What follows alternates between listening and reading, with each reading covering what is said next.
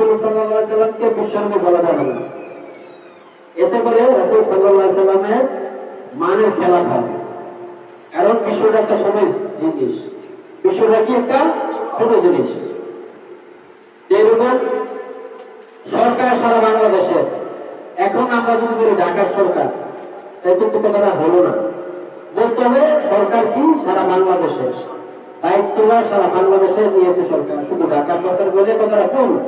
আমরা যদি বলি শুধু বিশ্ব নবী, তাতে শুধু বিশ্ব ওরা বলেছে, আর কত সৃষ্টি কোন কায়নাত আছে সেগুলা কিন্তু বললাম না। তাহলে এই কথাটা কি বড় হলো, ওরা সঠিক হলো। এই জন্য আল্লাহ পাক বলছেন সূরা ফাতিহার মধ্যে, আলহামদুলিল্লাহি রাব্বিল আলামিন।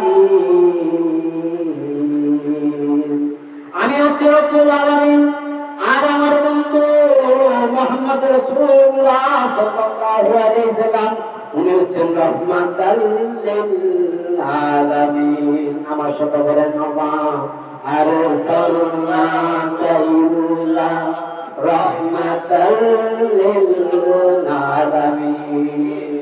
আল্লাহ রাব্বুল আলামিন বলেন আমি হচ্ছে রব্বুল আলামিন, আর আমার বন্ধু হচ্ছে রাহমাতাল লিল আলামিন।